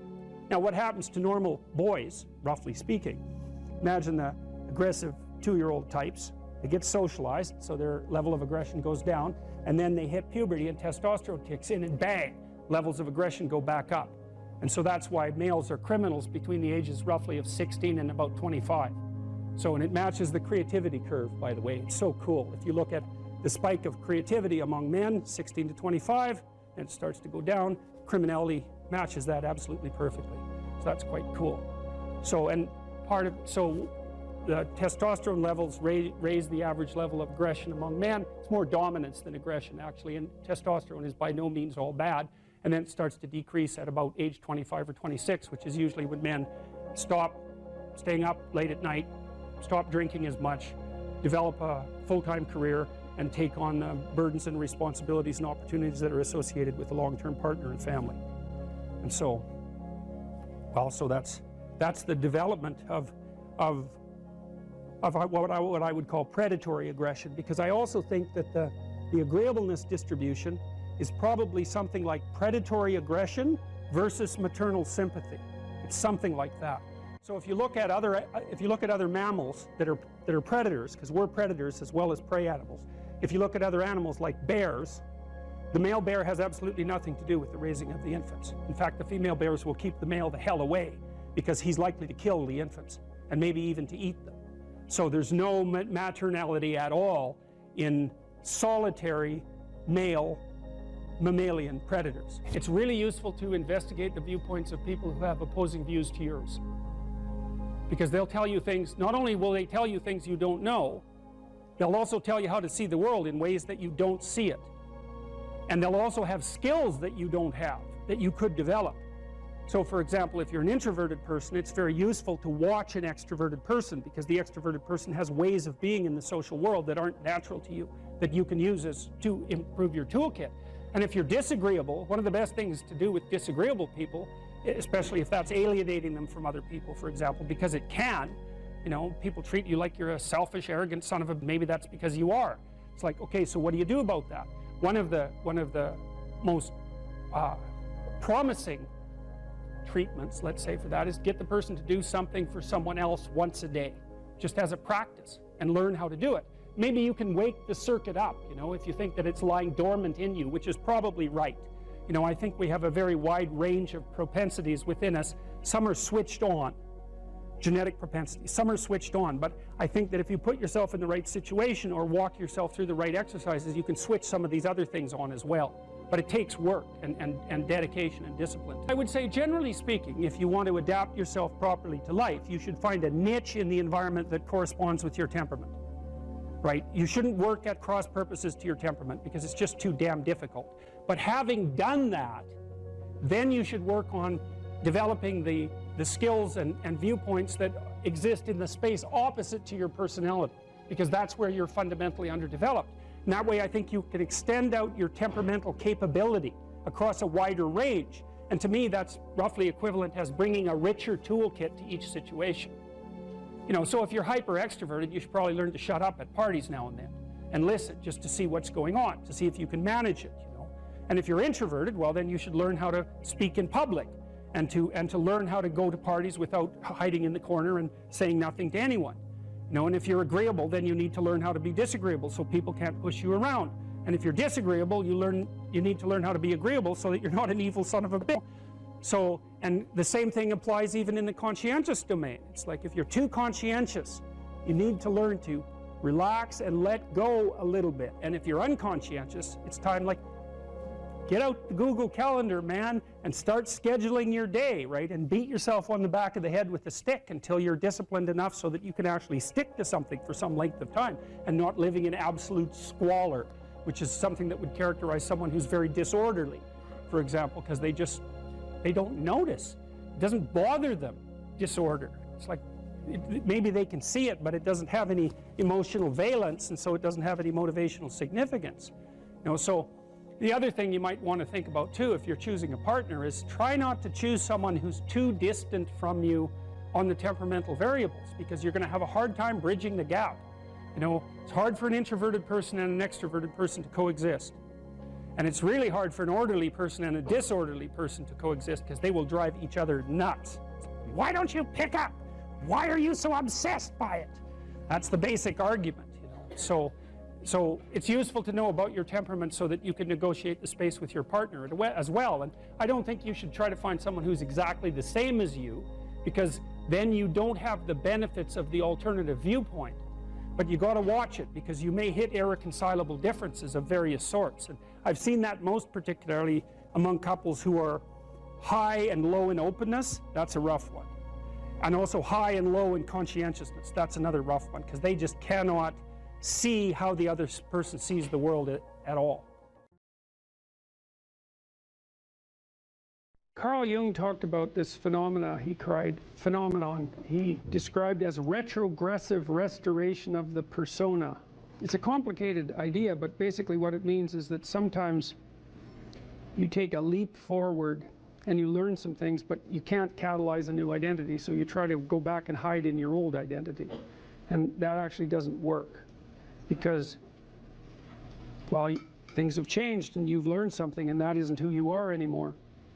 And so it's like you have to cut parts of yourself off in a destructive manner to fit back into the person that you were. Now what happens here is that Pinocchio escapes from this tyrannical situation and undergoes this descent into chaos, but he tries to go back home. He tries to go back to what he was.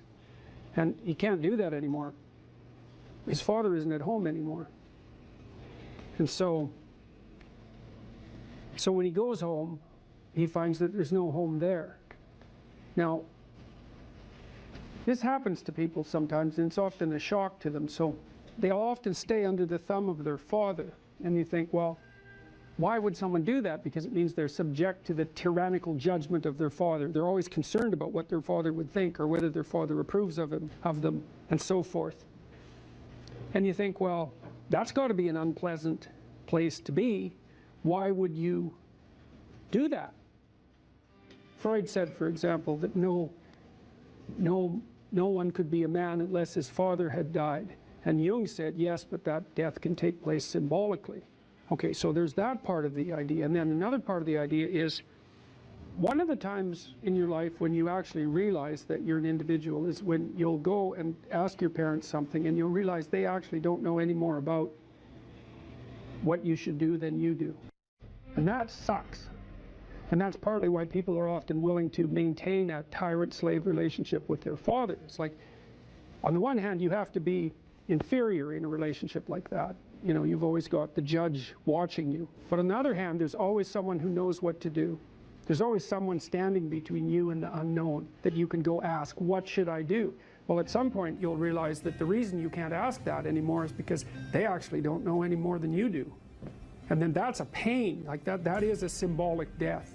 And that's also when you establish a more individual relationship with your parents. It's at that point that you could conceivably start taking care of them instead of the reverse. And that's a time that should come. But you have to let that image of perfection go. And that exposes you. Well, that's what happens here.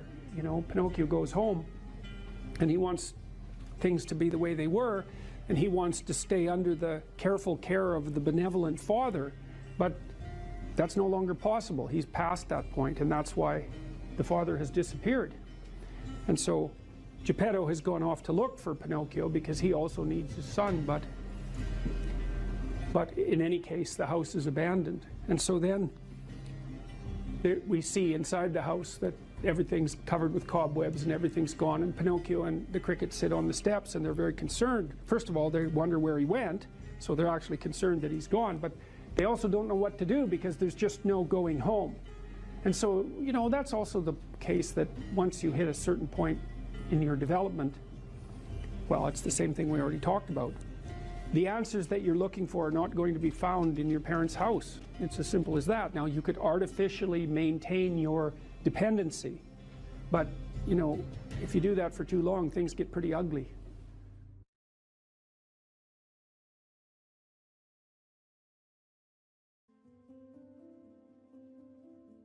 There's an entire, literature, psychoanalytic literature on the dangers of overcompassion, hyperprotectiveness, helicopter parenting, all of that. When you have children, you have to encourage them. You have to encourage them to take risks because they have to grow up and take their place in the world. You can't protect them too much because if you do, you destroy them. That's the motif of Hansel and Gretel, right? Two kids lost in the woods. They find the gingerbread house. That's a little bit too good to be true, right? It's not only shelter when you need it, but it's candy. What lives inside the house that's too good to be true? The witch that devours you, right? That's excess compassion. So you don't want your mother to do everything for you, that's for sure. There's a rule if you're dealing with the elderly in like extended care homes. don't do anything for your clients that they can do themselves, because you undermine their autonomy. And so there's a certain amount of harshness that goes along with that, just as there is if you're a good mother, because you have to separate yourself from your child and allow them to make hurtful mistakes, right? I mean, it's very difficult if you're a compassionate person to stand back far enough to let your children take necessary risks. But one thing I'm not getting, there's a big difference between letting people do something for themselves and saying men should be dangerous. By dangerous, that implies I should be ready to threaten someone, to hurt somebody. No, you should be capable of it. But that doesn't mean you should use it. There's nothing to you otherwise. Like, if you're not a formidable force, there's no morality in your self-control. If you're incapable of violence, not being violent isn't a virtue. People who teach martial arts know this full well, right? If you learn a martial art, you learn to be dangerous, but simultaneously you learn to control it. Both of those come together. And the combination of that capacity for danger and the capacity for control is what brings about the virtue. Otherwise, you confuse weakness with moral virtue. I'm harmless, therefore I'm good. It's like, no, that isn't how it works. That isn't how it works at all. If you're harmless, you're just weak. And if you're weak, you're not going to be good. You can't be, because it takes strength to be good. People think that the purpose of memory is to remember the past. And that's not the purpose of memory. The purpose of memory is to extract out from the past lessons to structure the future. And that's the purpose of personal memory. And so you're done with a memory when you've extracted out the information that you can use to guide yourself properly in the future. So if you have a traumatic memory, for example, that's really obsessing you, if you analyze that memory to the point where you figured out how you put yourself at risk and you can determine how you might avoid that in the future, then the emotion associated with that goes away. So memory has a very pragmatic function. And cultural memory is the same thing, is that we need to extract out stories from our past that structure our future. And we need that because, well, first of all, if you don't have a purpose, let's say, it isn't that your life becomes neutral in a meaningless sense. It's that your life becomes characterized by unbearable suffering, because the baseline condition of life is something like unbearable suffering. And what you have to set against that is a noble and worthwhile purpose. And hopefully your determination of that purpose is buttressed to some degree by the wisdom of the past, because you can't conjure something like that up on your own. And if you provide people with nobility of purpose, then they can tolerate the suffering of existence without becoming entirely corrupted by it.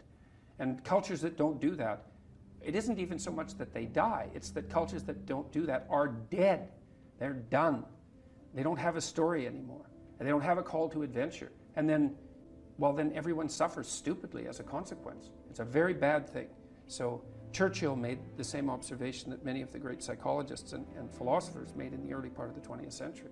It's like, bring the story forward and propagate it and make it the most noble possible story. And then you motivate people to transcend themselves, which they need to do.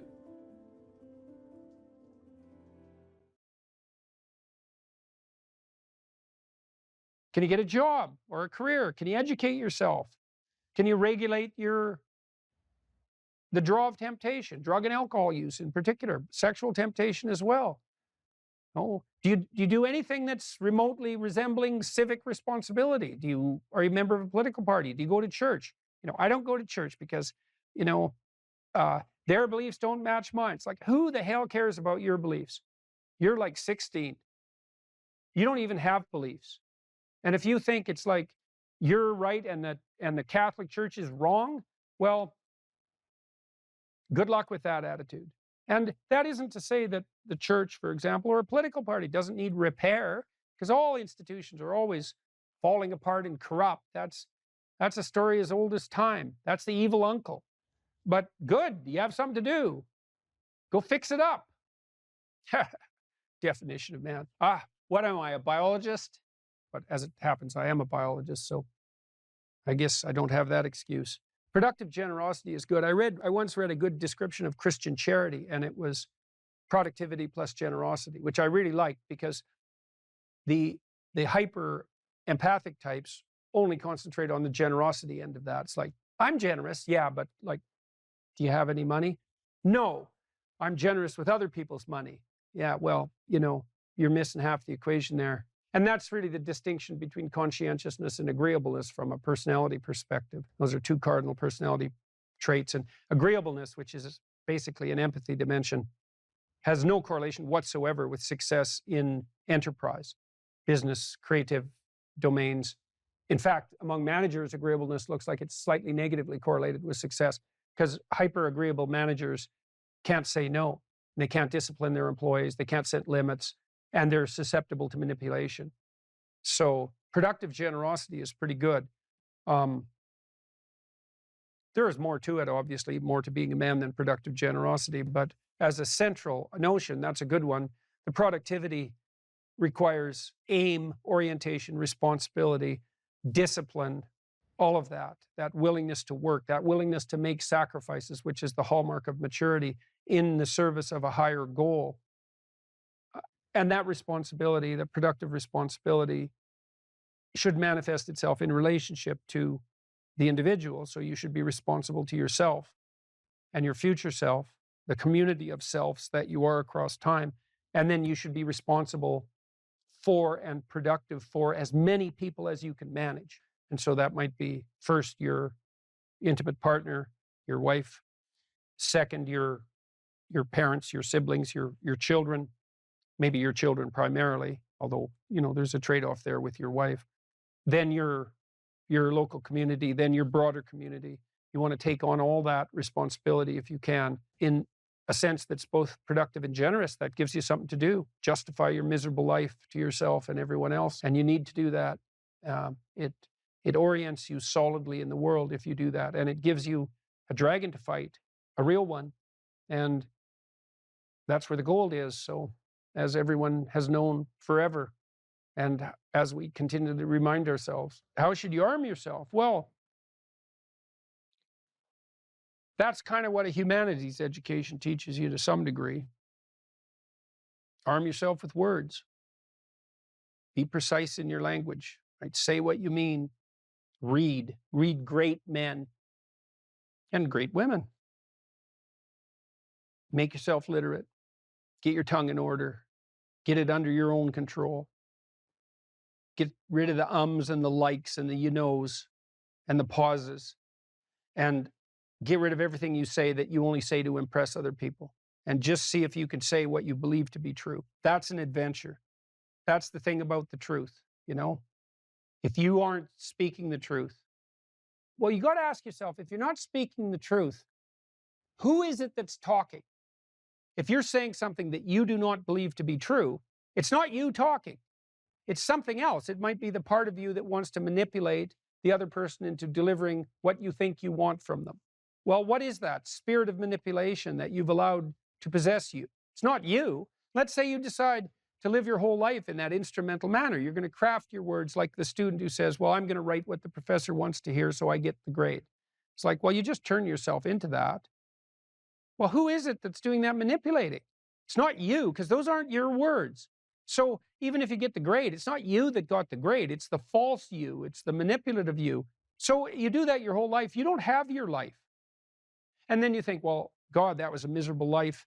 I manipulated everybody. They were so damn stupid. They were sucked in by it. They're all contemptible. Everyone does it, which they don't, by the way. And so that's a pathway to bitterness.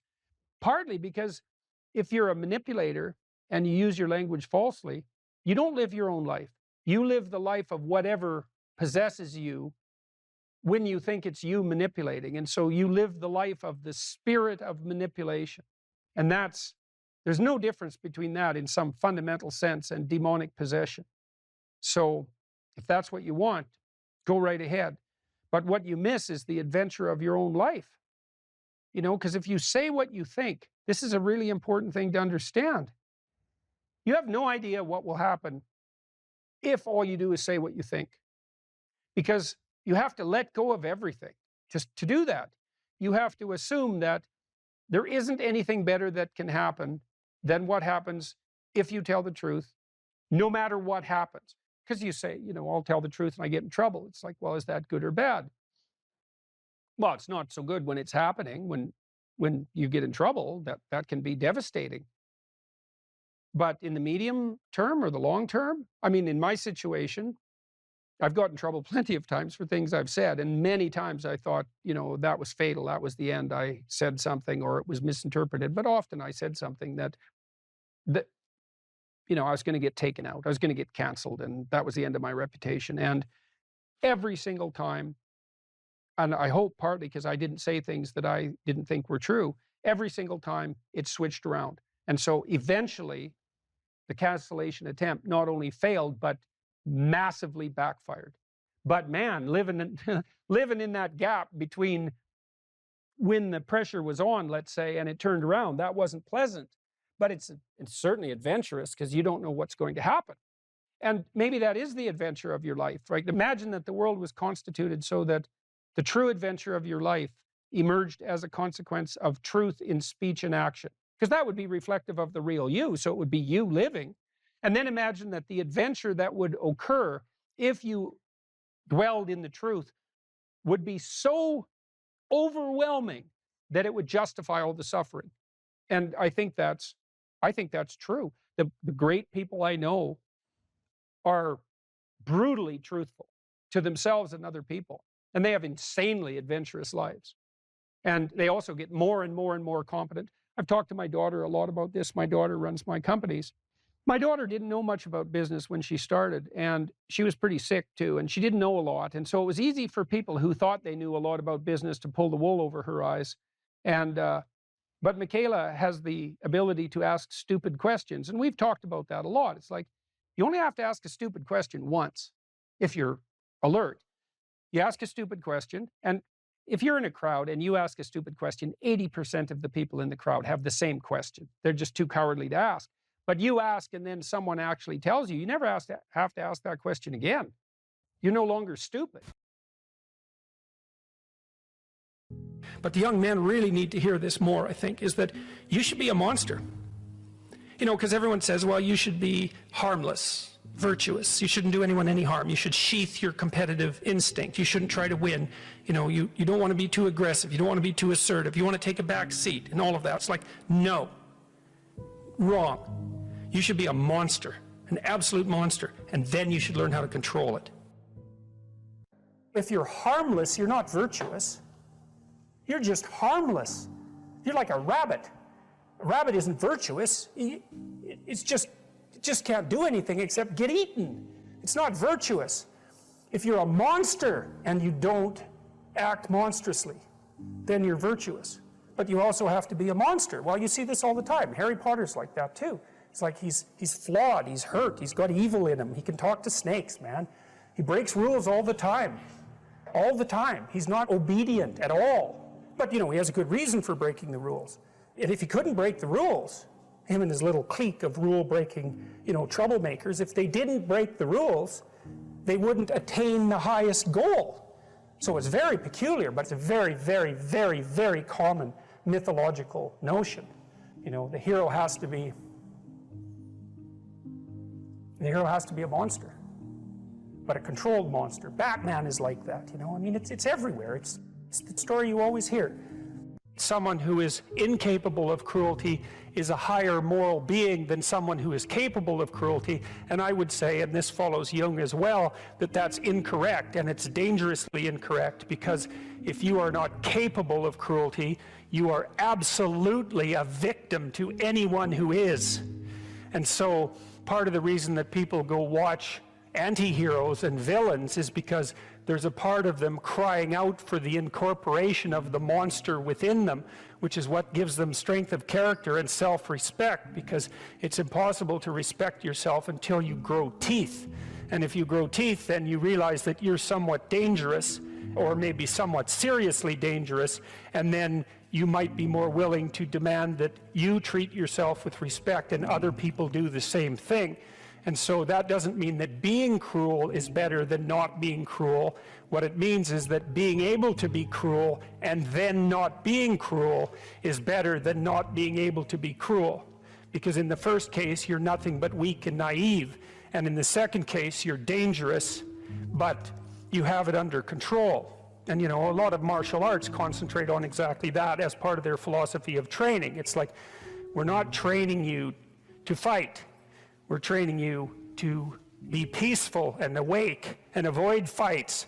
But if you happen to have to get in one, and I guess the philosophy also is that if you're competent at fighting, that actually decreases the probability that you're going to have to fight, because when someone pushes you, you'll be able to respond with confidence, and with any luck, and this is certainly the case with bullies, with any luck, a reasonable show of confidence, which is very much equivalent to a show of dominance, is going to be enough to make the bully back off.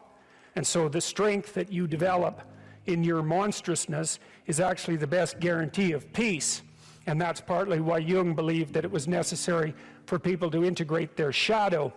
And he said that was a terrible thing for people to attempt, because the human shadow, which is all those things about yourself that you don't want to realize, reaches all the way to hell. And what he meant by that was, it's through an analysis of your own shadow that you can come to understand why other people are capable, and you as well, of the sorts of terrible atrocities that characterized, let's say, the 20th century.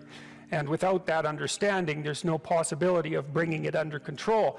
When you study Nazi Germany, for example, or you study the Soviet Union, particularly under Stalin, and you're asking yourself, well, what are these perpetrators like? Forget about the victims, let's talk about the perpetrators. The answer is, they're just like you. And if you don't know that, that just means that you don't know anything about people, including yourself.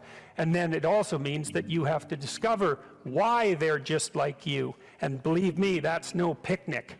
So that's enough to traumatize people, and that's partly why they don't do it. And it's also partly why the path to enlightenment and wisdom is seldom trod upon, because if it was all a matter of following your bliss and doing what made you happy, then everyone in the world would be a paragon of wisdom. But it's not that at all.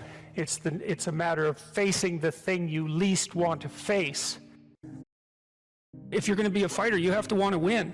And you have to want to hurt people. I mean, not for the sake of hurting them. That's what makes you different than an evil person. But you have to have that capacity. You have to develop that.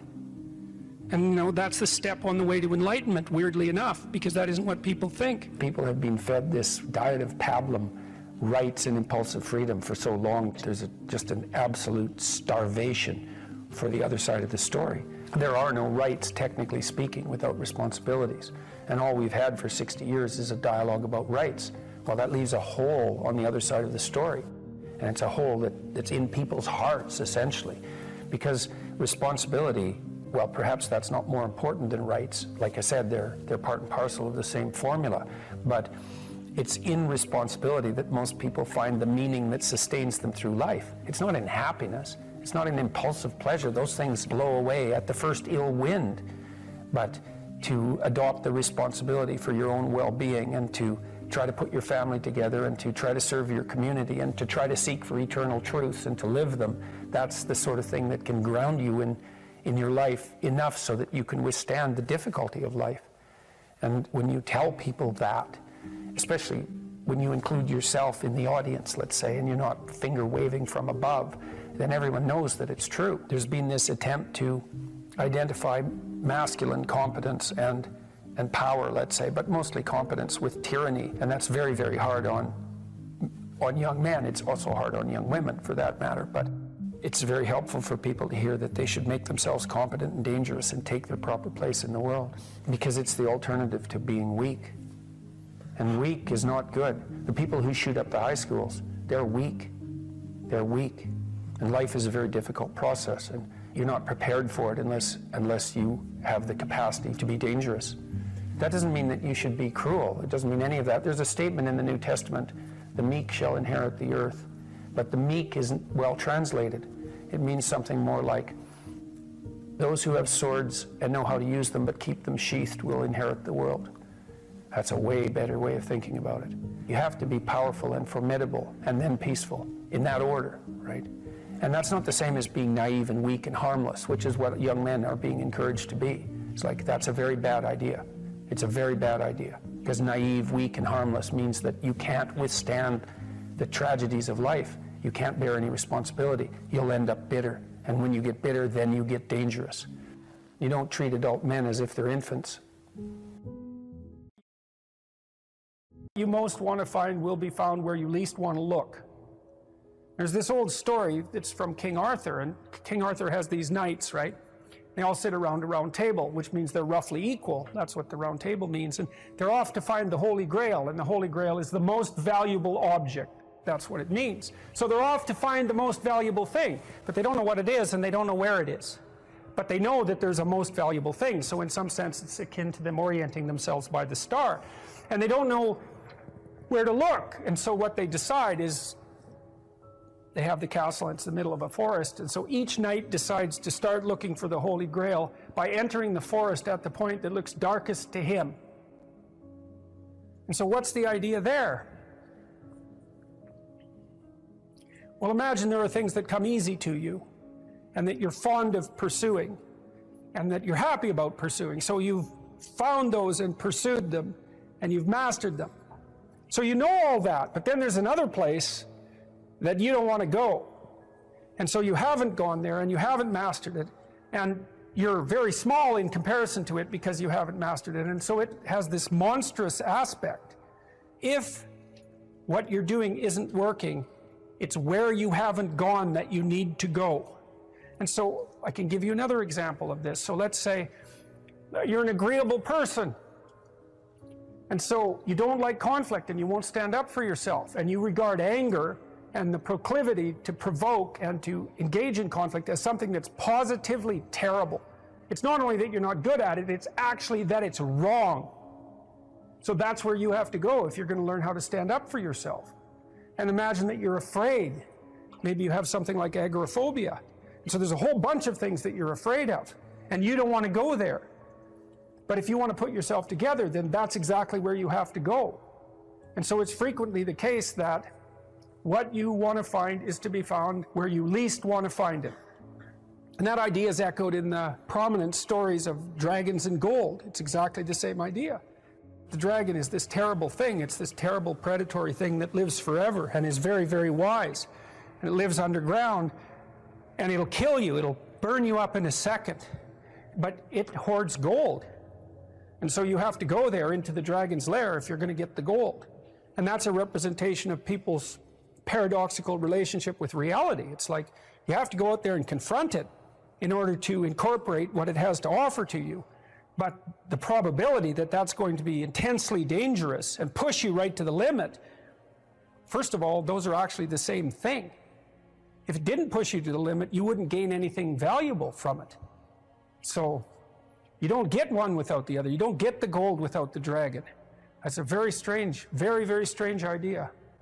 But it seems to be accurate. So all of that's lurking underneath this, in this imagery of the whale. Now, the whale, you can think of the story of Jonah. What happens with Jonah is that, roughly speaking, he's a prophet, and God tells him that he has to go to this city and straighten it out because it's veered off the path and it's heading towards doom. And Jonah thinks, I'm not going to that city to tell those people anything like that because they're not going to be very happy with me just showing up there and telling them, you know, everything they're doing wrong. And so he hops on a boat and tries to get out of there. And then God conjures up this huge storm, and the boat is about to be swamped, and Jonah admits that it's actually his fault because God's upset with him because he got this direct command to go straighten out the city, and he ran off. And so they're not happy about this, but they throw Jonah overboard, and the sea's calm, and a great fish comes up, a whale, and swallows him. And then he's down in the fish for 3 days, and it throws him up on the dry land, and then he's learned his lesson by that time, and he goes off to pursue his proper destiny.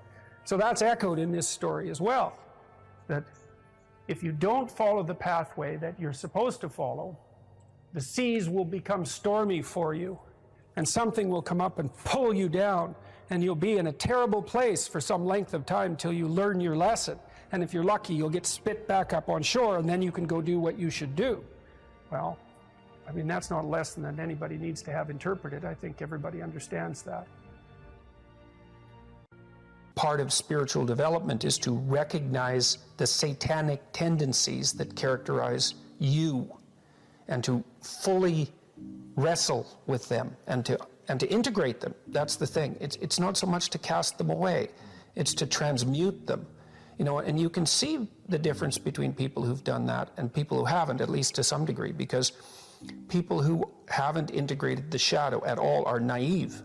And you can tell that when you look at them, and you can tell that when you talk to them. And because they're naive, they're often resentful as well because they get taken advantage of. And someone who's integrated that more, they're dangerous in the martial arts sort of way, which is they're dangerous, but they don't have to use it because their presence radiates implicit potential for havoc, and that's really necessary. It's one of the things that gives people self-respect.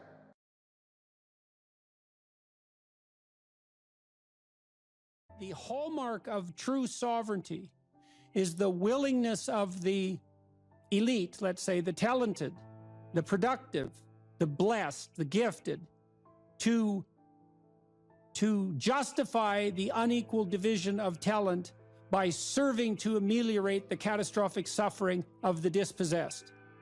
Now, Nietzsche warned about that, right? He thought that Christianity would devolve in some sense into the woke nightmare that it has devolved into. But I think he failed to give the devil his entire due. And the notion that the highest is the highest because it voluntarily serves the lowest, that's a deadly idea. And I don't think it's an ideological idea at all. I think it's an idea that removes the paradox of human existence. And so there's that, but then there's another insistence in both Judaism and Christianity, and I'm not saying it's limited to those doctrines, by the way, that the way to deal with suffering is not to avoid it or to circumvent it with a shallow hedonism, but to face it intensely, head-on, and voluntarily in its full manifestation. And so one of the things I've realized about the Passion story, which Jung regarded as an archetypal tragedy, and in some sense a limit case, right? A story so tragic that you cannot write a more tragic story. Right. Is that it drags the observer, and so that's all of us in Christendom, through the entire catastrophe of human existence, right? So it confronts you with the mob that's after you, that you are also part of. It confronts you with moral relativism in the shape of Pontius Pilate. It confronts you with the oppression of the totalitarian state of foreigners, let's say, in the guise of Rome. It confronts you with the betrayal of your best friend. It confronts you with the willingness of the crowd to punish the virtuous and free the criminal. And that's the story of Barabbas and Christ. And Pajot told me the other day, Jonathan Pajot, that an alternative name for Barabbas was Jesus. And that what the crowd did was pick the political revolutionary over the spiritual leader. And that's perfect. And then it confronts you with the reality that we all face our own mortality, and too early. And the fact that sometimes the innocent and virtuous are punished. And so and then of course there's the horrible, tragic, torturous death, all of that. And that's all signified by the image of the crucifix and what we're doing to ourselves, even though we don't know it. I'm speaking mostly psychologically, although somewhat theologically, is that we're exposing ourselves to the ultimate catastrophe of human existence, while simultaneously manifesting the faith that if we face that unflinchingly, that will resurrect us instead of killing us. That's quite powerful. It's something, man. It's something. It's something I've been puzzling out for, a long time, but particularly for the last 6 months. I'm going to write about that in my new book. And when I talk to my audiences about that, and I would especially say this has an impact, again, on demoralized young men, and say, look, we don't know the limits to the expansion of your personality if you're willing to face things without deception. And that's a variant of that radical honesty we were already talking about. Don't live by lies. Well, life is rife with injustice, atrocity, and suffering. And so what do you do with that? Do you avoid it? There's good physiological evidence, by the way, that if you take two groups of people and you subject one group to a stressor involuntarily, and you get the other group to take on the stressor voluntarily, that the pattern of psychophysiological response is entirely different. It's entirely different emotionally, motivationally, and in terms of the damage it does. And so the involuntary imposition of a threat is stressful and damaging, but the voluntary acceptance of a threat is invigorating and revivifying. No, it would be nice if we could be optimistic. And I think, again, the problem with being optimistic is that it's naive. So then the question is there an optimism that's not naive? And I think there is. And the optimism that's not naive is in just a visualization of how strong people can be. So one of the things that I tell people, I've told my students in my class, in Maps of Meaning, here's a goal. You want to be the person at the funeral of your father that everyone can rely on. How would that be? You want to be the person who's broken and useless and adding to the misery in the corner. And look, I'm not making light of people's grief. You know, I understand grief. But who do you want to be when there's a crisis? Right? Do you want to be the person that everyone can turn to for strength? It's like, why the hell not? Why not that as a goal? That'd be a good goal, because then if there's a crisis, and there will be, it won't be such a bloody crisis, because there'll be someone there that can deal with it. You know, so when I went and talked to these people at the funeral home, I envisioned that. I thought, okay, well, this is something you have to contend with if you're going to be alive and adult. You have to contend with death and suffering, and you have to be ready for it. And you have to be there for the person, because that's all they're going to have. And so there's a goal, man. And in this time of nihilism, you know, it's what's the point of life? People ask, and they're taught that at universities. What's the point of life? Everything's interpretation. Humanity's a cancer on the planet. You know? Well, how about no? How about not that? How about that there's something to us?